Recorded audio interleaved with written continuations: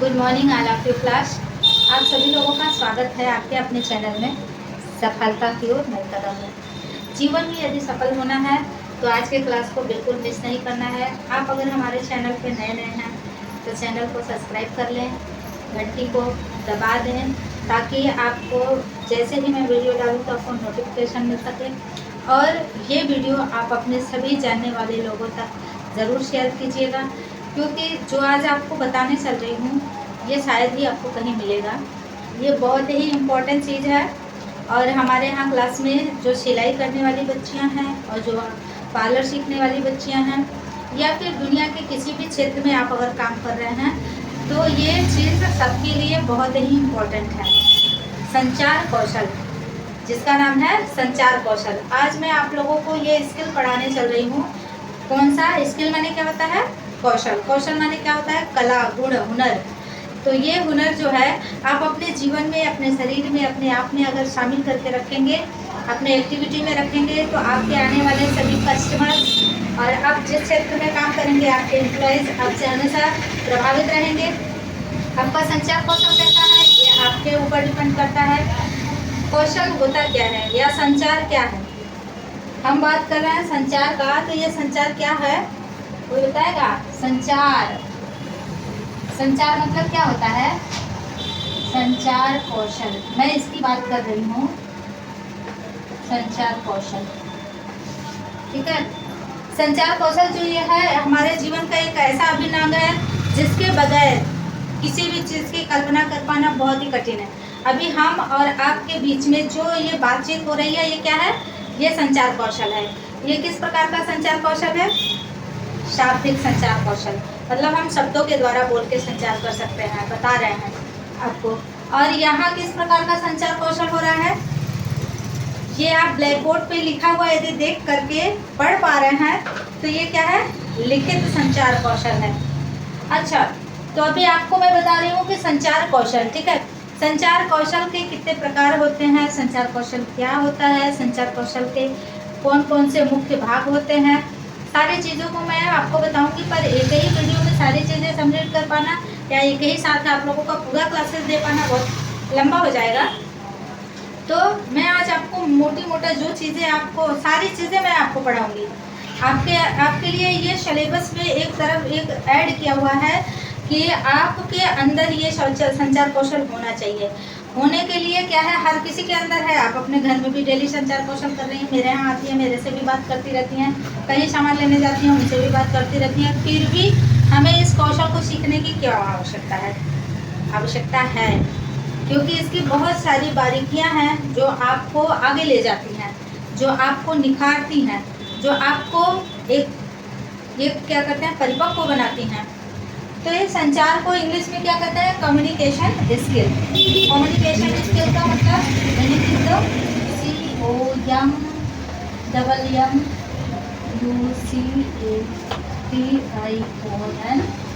Communication skill, yes, संचार कौशल, ठीक है। ये संचार कौशल हमारे जीवन का एक ऐसा अभिन्न अंग है जिसके बगैर हम किसी भी कार्य को कर पाना कठिन समझते हैं। इसके 5 प्रकार होते हैं। 5 प्रकार होते हैं। कैसे होते हैं? जैसा अभी हमने बताया ना कि मैं आपसे क्या कर रही हूँ, बोल के बात कर रही हूँ, और ये क्या हुआ है? ये लिखा हुआ है जो आप देख करके समझ पा रहे हो। तो ये कैसे कर सकते हैं? इसके कितने प्रकार हो सकते हैं? ये संचार के मुख्य रूप से तो 2 पार्ट हो गए। पहला तो शाब्दिक, दूसरा अशाब्दिक। शाब्दिक में क्या है? हम शब्दों के द्वारा बोल रहे हैं। अशाब्दिक में है जैसे कि लिखा हुआ है फिर भी ये बोल रहा है। हम चित्र आपको कुछ दिखा दें आप समझ जाओ, वो भी एक संचार कौशल है। किसी प्रकार का निशान आपको दिखा दिया जाए, आपको वो चीज़ें भी, इंडिकेशन भी दे दिया जाए, कुछ इशारेबाजी भी लोग करते हैं, वो भी एक प्रकार का संचार है। तो ये सारे जो 5 प्रकार है ये संचार के प्रकार है। पर हम इस संचार कौशल के उस भाग की चर्चा कर रहे हैं जो हमारे लिए या आप सबके लिए बहुत ज़रूरी है। जैसे इसमें कई भाग होते हैं। ये संचार कौशल के तो मान लीजिए मुख्यतः हमने बताया कितना, 5 भाग। कितने प्रकार होते हैं? 5 प्रकार। कौन कौन सा? पहला हो गया बोलकर, बोलने को क्या कहते हैं? शाब्दिक, मतलब शब्दों के द्वारा। शाब्दिक, जो हम बातचीत के द्वारा अगर कर रहे हैं तो उसको क्या कहते हैं? शाब्दिक संचार कौशल। और दूसरा क्या होता है? अशाब्दिक। अशाब्दिक में क्या क्या आ सकता है भाई? अशाब्दिक, इसको हम दो प्रकार में ही बांट दिए। और ये इसमें शाब्दिक में क्या हो गया? बिना शब्दों के आप नहीं कर सकते हो। जब भी करोगे तो आप जब भी करोगे, 4 लोग बात करो या 2 लोग बात करो, बात करके या बोल के ही करने को संचार कौशल करते हैं। इसके अकॉर्डिंग कितने आते हैं? इसके अकॉर्डिंग क्या क्या आता है? जैसे ये लिखना या लिखित संचार। और दूसरा क्या हो सकता है? दृश्य, कोई दृश्य दिखा करके समझना, दृश्य। और तीसरा क्या हो सकता है? संकेतांक। संकेतांक मतलब क्या होता है? दिखाना या चित्र। जैसे कहीं देखते हो आप लोग ना कि कहीं आप गए तो वहाँ देखते हो कि अगर कहीं खतरे वाला निशान रहता है तो वहाँ ऐसे रेड कलर का बना रहता है, ऐसे पूरा का लाल रंग का बना रहता है, तो आप समझ जाते हो कि अच्छा ये खतरनाक एरिया है, यहाँ नहीं जाना है। ठीक है, मतलब संकेतांक, संकेत, संकेत चिन्ह, चिन्ह, संकेत चिन्हों के माध्यम से भी। तो ये इसके 5 प्रकार होते हैं। ये इसके 5 प्रकार हो गए। और संचार कौशल के गुण कितने रूपों में होते हैं?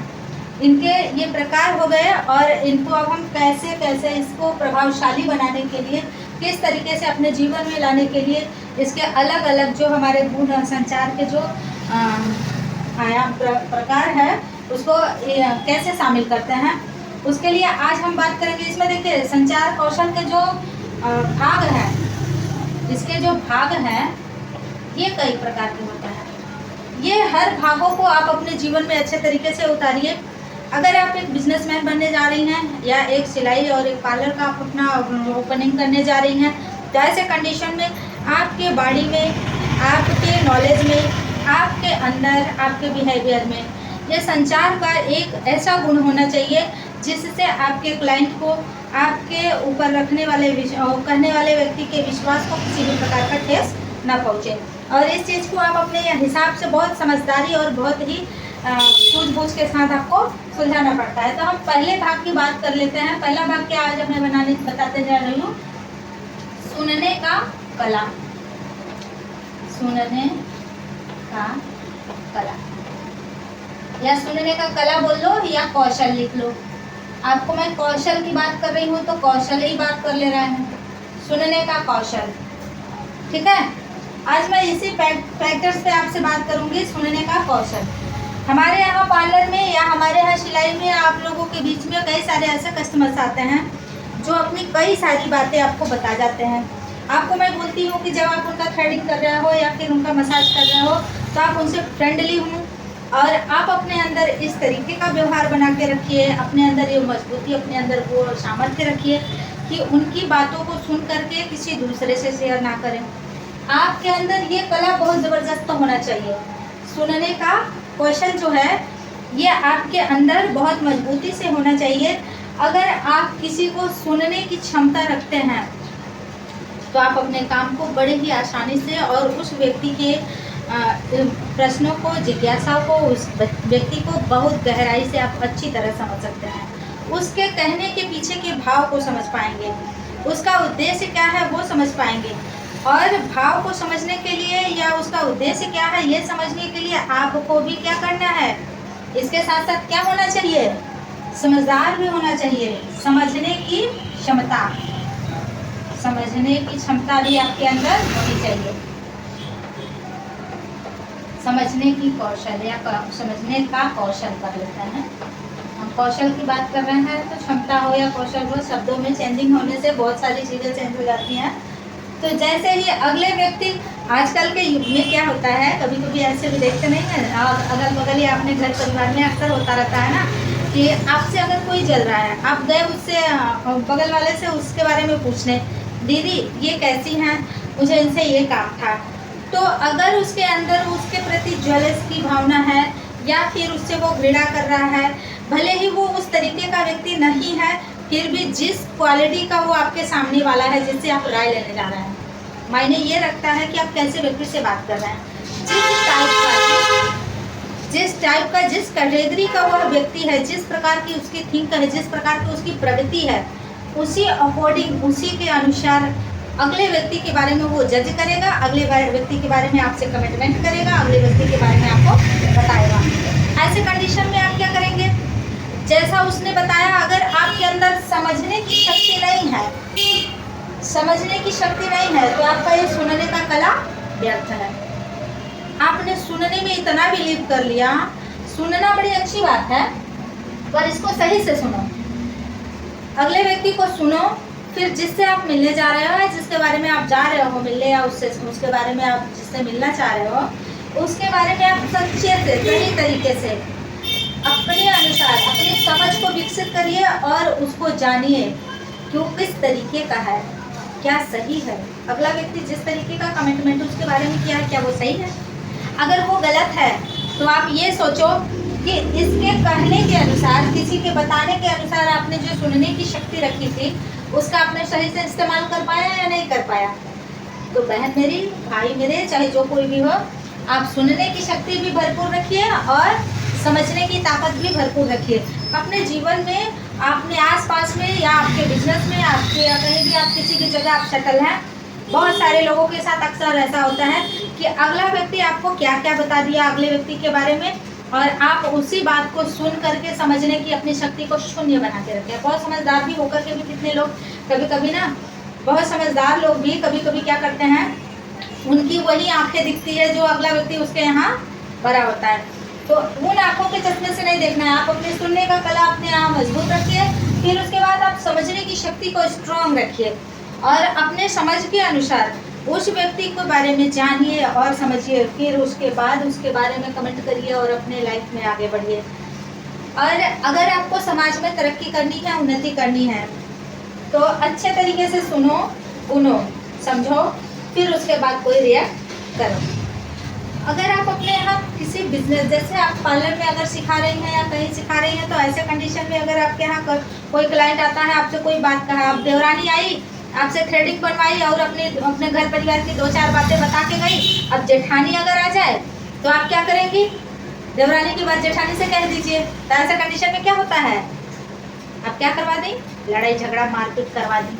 तो ये आपको नहीं करना है, ये गलती आपको कभी नहीं करना है। आपको अपने बिजनेस को आगे ले जाना है, तो आप सुनिए, अच्छाइयों को ग्रहण करिए, बुराइयों को वहीं दफन कर दीजिए। अगर कहीं किसी भी बात में अच्छाई है, वो चीज़ें आपको सीखने लायक है, तो आप चीज़ों को अपने पास रखिए। और जो चीज़ें आपके लिए अच्छा नहीं है, अगर वो सही नहीं है, तो यहाँ का वहाँ करने की कोई ज़रूरत नहीं है। किसी से इन सब बातों में नहीं करना है। बस आपको ये रखना है कि हमारा क्लाइंट आया है, हम उसका सर्विस दे रहे हैं, और उसको उतने टाइम तक मुँह बंद करके तो रखाना नहीं है। तो कुछ ना कुछ हमने फ्रेंडली उससे बात किया, उसने भी अपनी, अगर आपको अपना कुछ समझ के बताया है, तो उस बात को अपने तक ही सीमित रखिए। जरूरी नहीं है कि हम इनसे बताएं, उनसे बताएं, उनसे कोई ज़रूरत नहीं है। पर कम्युनिकेशन करने का तरीका सही है और आपका सर्विस देने का तरीका भी बेटर है, तो आप किसी भी प्रकार से आप कभी भी पीछे नहीं रहेंगे, आप सदैव आगे बढ़ेंगे।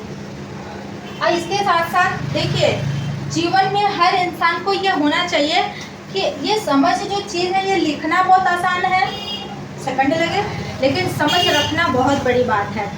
समझ रखना इसलिए बड़ी बात है कि समझ आपको उस सिर्फ तुरंत बिजनेस के लिए ही मैं नहीं कर रही हूँ, या फिर तुरंत क्लाइंट के लिए ही नहीं कर रही हूँ। आप अपने जीवन में, अपने आसपास पड़ोस में, अपने लाइफ को लेकर के, आप घर से बाहर निकलते हो तब से लेकर के, आप बिजनेस के अपने आके बिजनेस के चेयर पे बैठते हो तब से लेकर के, घर वापस जाने और बच्चे और परिवार, सारी चीज़ों को मैनेज करने के लिए हर एक क्षेत्र में आपको क्या बनना है, अष्टभुजाधारी बनना है। हर एक क्षेत्र में आपको अष्टभुजाधारी बनना है। मैंने कहने का मतलब क्या है, माता जी को देखी हो ना सब लोग, माता दुर्गा जी कैसे हैं, 8 भुजा वाली हैं। 8 भुजा वाली होने का क्या मतलब है, मतलब आपको प्रत्येक क्षेत्र में, अपने हर एक क्षेत्र में अपनी भुजाओं को मजबूत बना के रखना है, स्ट्रॉन्ग बना के रखना है। आपको पूरी तरीके से सारी चीज़ों को सीखना है, समझना है, सुनना है, और फिर उसके बाद उसके प्रति जो आपको करना है, उस रिएक्ट और एक्टिविटी को अच्छे तरीके से करना है। अभी आपने कहा क्या, सुनने का कला को आगे ले जाना है, आगे बढ़ना है बेटा।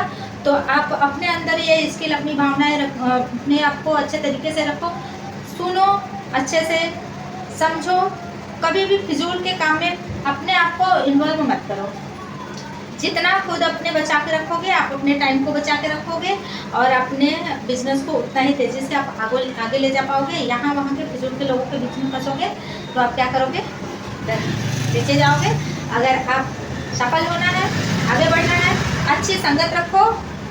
अगर आप रखोगे अच्छी संगत तो आएगी अच्छी रंगत और आगे तरोतर बढ़ते जाओगे। आपकी तरक्की को कोई नहीं रोक सकता है। आप अपना ख्याल रखें, हंसते रहें, मुस्कुराते रहें, अपनी उन्नति का आशियाना सजाते रहें। Bye bye, take care.